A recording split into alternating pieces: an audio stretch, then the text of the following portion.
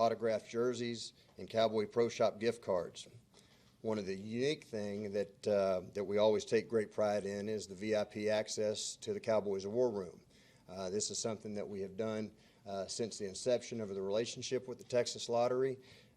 Always right before we kick off the draft on now, it's Thursday nights, we will have those second chance lottery winners actually come into our war room and walk them through the process of understanding how our draft board's set up, how we've ranked the players, what our thought process might be as we go through it.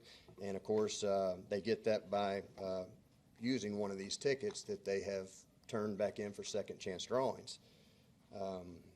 I've actually got one in my hand here, thinking that if I could turn it in, it says that I can go to that draft day package, and maybe if I walk in, maybe now somebody will start listening to me if I use this card. But on another more serious note, we'd like to say that in addition to the proceeds from our scratch game going to the Foundation School Fund, we have been fortunate to team up with the Texas Lottery on other initiatives that benefit education. Everyone is aware of what we do with Cowboys U and Coach Garrett and our football team. We always end our OTA practices for the off-season before the players take a break before heading to training camp. It's something that our players interact with. It's taking inner-city schools and there's 7-on-7 teams and having a tournament. It's something that the players become captains of those teams and work with these kids. Without the relationship with Texas Lottery, that wouldn't be possible. Also, I'd like to say that we've, over the last, we're in through the first 3 years of our 5-year program with the Funds for Fitness Grant Program. The Dallas Cowboys and the Texas Lottery have awarded 45 schools with funds for fitness grants totaling $180,000. The funds are provided to help schools create new and enhance existing youth, health, and wellness projects on their campuses. To tell you more about the Texas Lottery and the newest Cowboy Scratch ticket, I'd like to introduce to you Texas Lottery Executive Director and good friend Gary Grief.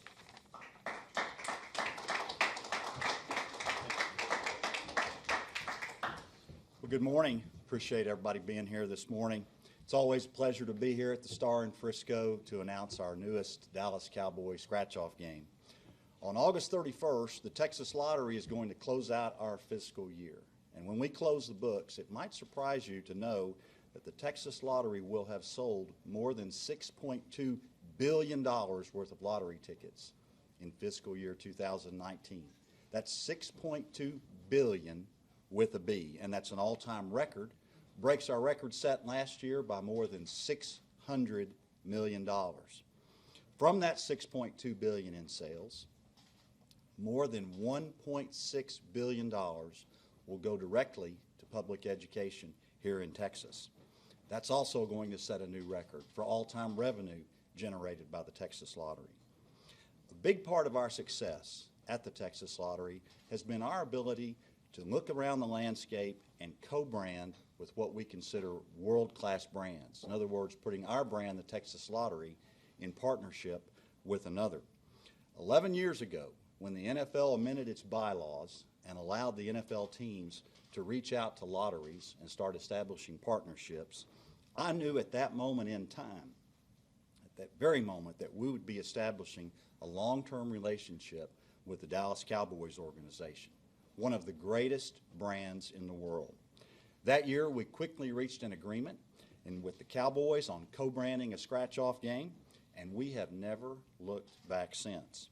Beginning with that very first meeting 11 years ago, Jerry, the Cowboys organization in general and the Jones family in particular have embraced this partnership. Our two teams have worked hard together to put together a world-class scratch-off games for Texans to play. The expectations were high, and as Jerry said, the results have been nothing short of spectacular. Since the Dallas Cowboys scratch-off ticket began, we have sold more than $340 million in Dallas Cowboys scratch-off tickets. Most importantly, as Jerry said, more than $70 million in revenue has gone directly into our public schools here in Texas. In addition to that $70 million that went to public education, more than $17 million went right back into the Texas economy in the form of commissions to the more than 18,000 locations all over the state that sell the Dallas Cowboys scratch-off ticket.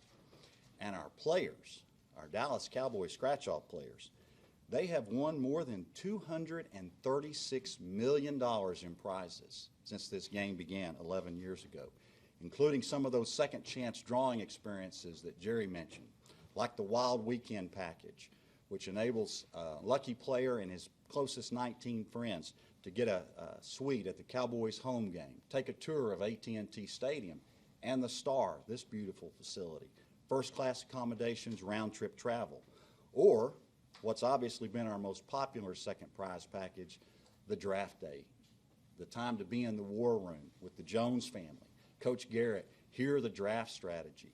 That's a once-in-a-lifetime experience that our players love. And we've also got a training camp package, and I am so proud to have our winners of the training camp package here today. I had a chance to visit with them before we started today. They've had a great time. It's been a wonderful experience. I thank you for supporting the Texas Lottery, the Dallas Cowboys, and most importantly, public education in Texas. Appreciate you all being here. And don't forget, even if you don't win one of those second chance prizes, with every ticket that you purchase, you have a chance to win $100,000 instantly. So you can see our newest ticket on display. It's a beautiful ticket this year. That all sounds great, but there's nothing like having the opportunity to actually play the Dallas Cowboys scratch-off ticket. So courtesy of the Texas Lottery, we're going to pass out a free Dallas Cowboys scratch-off ticket to everybody in the room. I hope we've got a winner here today, but if you don't win when you scratch, remember to enter the second chance drawings. Like Jerry said, he's even got a chance to get in the war room next year and do some damage. So I'll close by saying this, and this is what I tell anyone that asks me about the business relationship that the Texas Lottery has with the Dallas Cowboys organization. There's a reason why the Dallas Cowboys are the most valuable sports franchise in the world, and it all begins with the Jones family, and I greatly appreciate their partnership. 11 consecutive years of record sales at the Texas Lottery. 11 years of partnership with the Dallas Cowboys. That sounds like a win-win situation to me for public education here in Texas. Jerry, thank you again for letting us be here with you today. We're hoping for a Super Bowl this year, and we're also looking forward to generating additional revenue for public education in Texas. Thank you.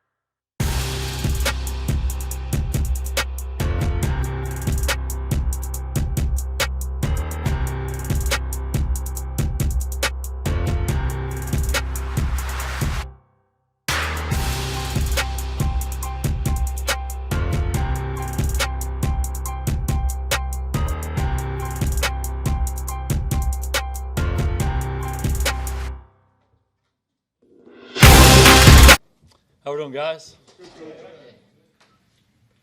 spoke last week about once you got back here, you anticipated being able to work some guys back in who haven't done much. Who qualifies for that and who will ramp up starting today as far as getting Yeah, a lot of those guys will get slowly integrated back in, but we do anticipate DeMarcus Lawrence and Tyrone Crawford doing something today, working an individual. Sean Lee, we anticipate him doing something. You give me the names, and I'll tell you what they're doing. Can you talk a little bit about Lawrence, just how he's integrated himself in and working back to this point after the offseason? Yeah, he's done a great job. He's way ahead of schedule on his rehab, and he's just worked really, really hard.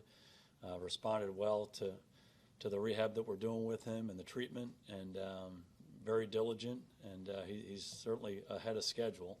And so we anticipate him, being involved in the individual periods of practice today, and we'll see how it goes, and hopefully continue to ramp him up as we get ready for the season.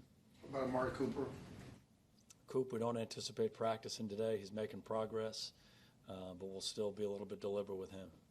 I know Tyrone's issue was a hip. How did he do it? Was it something that lasted from the end of the season, or something that? Yeah, I think he was dealing with it. He was dealing with it during the season last year, and thought it was kind of behind him, and then it wasn't. And so, again, we're just trying to be deliberate with him. He's gotten different kinds of treatment. He's responded well to that, and ahead of schedule, and again, integrating him back in slowly, but should be involved this week.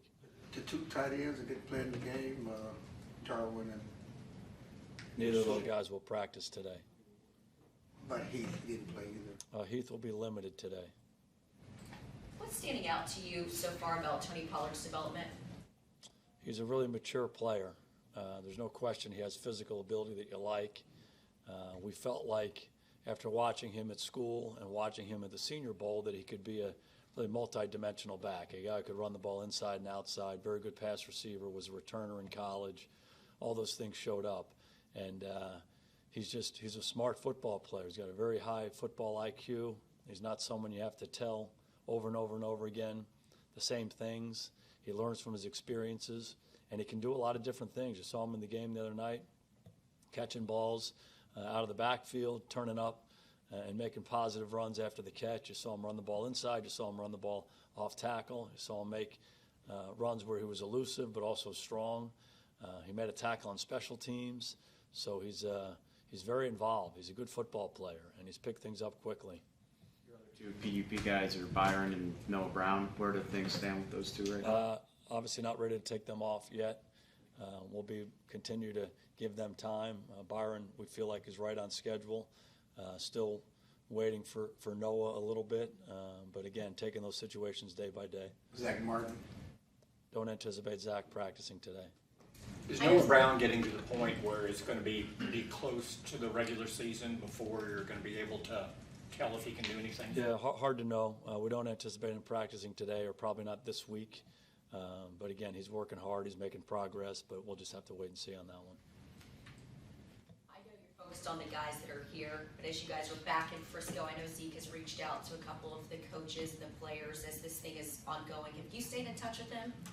I have, yes. Pretty positive conversations. Yeah, all very positive. Zeke's someone we love. We love him as a guy. We love him as a player. He loves football. He loves being around here. He goes about it the right way in terms of how he practices, how he plays. He's highly respected by his teammates, by his coaches, and everybody in this organization. And this is the business of football. Sometimes these things happen. We trust that he's getting himself ready physically, mentally, and emotionally to play his best. Ideally, it's best for him to be here. He knows that. We know that. But sometimes these things come up, and you have to deal with them. So we're trying to take advantage of the opportunity for some of the other guys in his absence. Those guys have done a good job. And hopefully we can get his situation resolved and get him back in here. He'll be a big part of this team. With a guy like Zeke and how much he's played and how little he's played in the preseason his first few years, how much time does he need to get ready for a season to be around you guys? Yeah, I just think it's important for pro football players to be around pro football players. I believe that in the off season, a lot of guys will work out on their own. There's no better environment than competing every day with guys who are at your same level, who play pro football. And whether that's in the weight room, wind sprints, doing actual football stuff, that's the best environment to get better. And we all know that. That's why we value the off season so much. That's why we value training camp so much, the preseason, all of that. That's what helps you prepare your best for the regular season. Again, for a lot of different reasons, whether it's injury or business, sometimes that can't be the case. So you try to create the right environment for that individual and for other individuals to get your team ready to go. But conceivably, you've seen him where he hasn't played in, he's missed the 6 games because of suspension. He didn't play a lot in these preseason games. You've talked about him being a smart player. How many days do you need him here before you can put him in a game? Yeah, you just deal with the situation that you have with any player, right? You want every player to practice and play every play. That's a really good environment for them to be their best. That's not realistic. So, whatever the situation is, you make the best of it. He's making the best of it by preparing himself the way he can, being away from our building. We're preparing our best in his absence, but hopefully he gets back in here and we get going. With Xavier Woods and his development, where has he grown the most in your mind? Yeah, I just think with a lot of players, it's just a matter of playing, and then you see their whole game round out. We thought a lot of him coming out of school. Thought he was a very instinctive player, always around the ball, just had a good feel for the game. And we felt like he had enough physical ability to play and play well at this level. And I think he's showing all of that. I think he's become more and more confident, breaking on the ball, making plays, more and more confident as a tackler. He's very physical, but he has a savvy and an instinct for the game that's really important for that position. And to us, it shows up really week in and week out with the plays he makes, how he communicates with the other guys. He's just growing in every way. You guys stand after 2 preseason games, and now you're back here. Who do you think your team is right now? Oh, I think our team's in a really good place, and I think it started all the way back in February and March when our players were working out on their own, and then it went into the off-season program and then the kind of training camp we had. We got a lot of really good guys on this team. Talk about the right kind of guys. They love playing football. They love being around each other. They're willing to work. They're willing to put the team first. All of those things show up every day for us. We're way far away from where we need to be as a team. We all know that. But we're going through that process of training camp. We're going through it the right way. I thought our guys handled the travel logistics really well. Leaving California, going to Hawaii, playing a game, and coming back here. I thought they handled that really well, and we're excited to be back home at our place. We'll have open practices. Our fans will be there. We're getting into the regular season routine a little bit this week, and we anticipate good practices and guys continue to grow individually and us getting better as a team. Mr. Neal have done so far. We haven't seen him flash a lot, and I don't know what you guys are seeing. And can you talk about, is he struggling with anything, or is he on schedule? Yeah, Tristan's done a lot of good things. A lot of what we liked about him coming out of school, you start to see, whether it's in practice or in the games. I think he's learning from his experiences. Sometimes it's challenging for young players to take their training from practice into an 11-on-11 situation or into a game situation. Sometimes they revert back to some old techniques that we're using.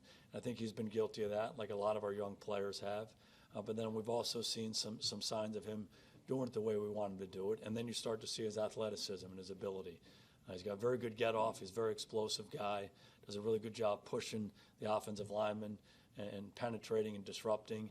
And he has a good feel for getting around the ball. So he's certainly developing really each and every day. His approach has been good. He's in a good environment with Rod and with Leon and a lot of the veteran guys in that room. So he's getting better and better.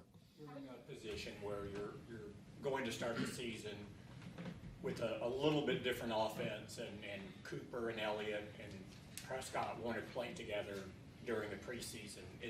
Will that have any sort of impact, or is there understanding enough to where you don't think that's going to impact your ability to be up to speed from the start? Yeah, again, ideally you want every player playing together on every snap. That's not realistic, so you deal with the situations you have.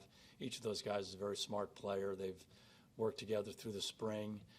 They play together in games on Sundays, regular season games that matter. So I do think they have a good feel for each other, and whatever the situation is, we're going to make the best of it. But those guys are good players individually, and they played well together in the past. Talk about Kellen's play calling through the first couple of games and what you've seen from him. Certainly starting at the 3-yard line kind of takes you off your script and the plan you had and how you adjusted and throughout the game and what he's done so far. Yeah, I thought Kellen has done a really good job, and putting good, they're not really game plans, but putting good plans together for the preseason games, as an offensive staff, and then implementing them. I like the tempo that we're playing with. He's doing a good job getting plays in, getting us to the line of scrimmage, playing downhill at the defense a little bit. At different times we haven't had great balance. We threw it a little bit more than this, or we had 3 or 4 2-minute drives in the first game or whatever. But I think with the ones, you've seen good rhythm, good tempo, good balance, and the other parts of it, we've had good opportunities to see some other players that we've wanted to see. But he seems very comfortable doing it. Communication throughout the game with the other members of the offensive staff has been excellent. Communication with the players has been excellent. All those things are positives for us. How would you assess where Taco Charlton is now in the preseason, and how would you assess that versus where he was last season? Hard for me to compare this season to last season. I do know that he's doing a good job now. He's worked very hard. I think you see him showing up in training camp practices. I think you see him showing up in games, both defending the run and affecting the quarterback. He's been around the quarterback a lot. He's running to the ball. I think he's playing physically tougher in a good way. I think he's embraced the opportunity of some of these defensive ends not being there. And he's taken a lot of snaps against good players, and he's responded well to it. Where do you think his best position on the line is? Probably left defensive end. Why is that one his best? Experience in college.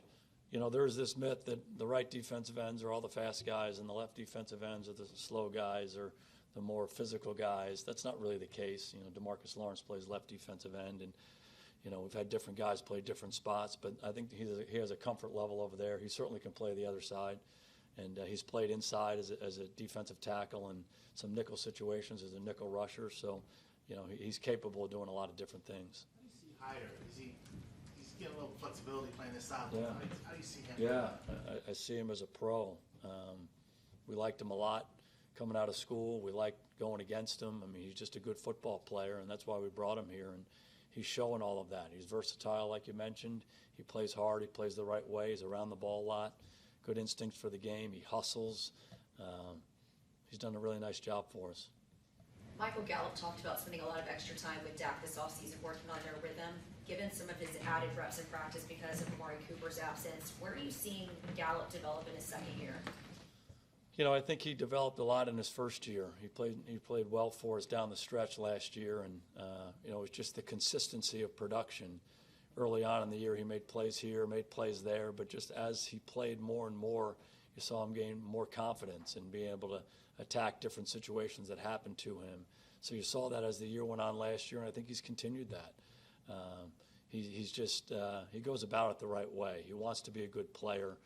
He's a very coachable guy. You can get on him, tell him what you want, and he wants to do it and respond the right way to it. And he's still a work in progress, like all our young players are. Technically, he can get better in terms of releasing, route running, all of that stuff. But he definitely goes about it the right way, and you see him make those strides really week in and week out. So I think he and Dak have a real comfort level with each other. I know Dak has a lot of confidence in him. Did make the trip? Will you practice today at all? Don't anticipate tiring practicing. Well, it's just a tight back, or is it something that he's had in the past, or what's your... Yeah, just dealing with the back. We don't think it's a long-term serious thing, but he's just been dealing with it a little bit lately. How do you and Kellen go about teaching pass protection? What are your philosophies for the teams, and how do you work that in with everything else the offense needs to go? Pass protection's probably the most important thing in the passing game. You can draw up all the routes you want, but if you don't know how to protect, you're not going to have a lot of success throwing the ball. We're fortunate that we have a good offensive line. We have a lot of really good linemen who are good run blockers and also good pass protectors. They work well together. Coach Colombo does a fantastic job with them. And, so we have schemes that we use, protections that we use, quick protections, drop back protections, run action protections, play action protections, and again, that's where it all starts. So you have to be crystal clear as to what you want versus all the different looks. Communication is critical. Understanding who we're blocking, how we're blocking them, those are all critical pieces to being successful in the passing game. Connor McGovern be able to work back in this week, or is he probably on a recall? He's still limited. He's still kind of working on his own schedule. We like to get him out in some of the drills, individual stuff, but we don't anticipate him going against anybody. Given all these injuries, do you need to make any roster moves, practice, or? I think we're fine right now. Sometimes you have to modify practice maybe using certain personnel groups a little bit less. We're a little bit lean at tight end, so a lot of the 12 personnel stuff or 13 personnel, we're using 2 and 3 tight ends. You probably won't see that as much in practice, but again, that's an opportunity to maybe do some different things based on the challenges that you have. Thank you. All right, good to see you guys. You see, Coach.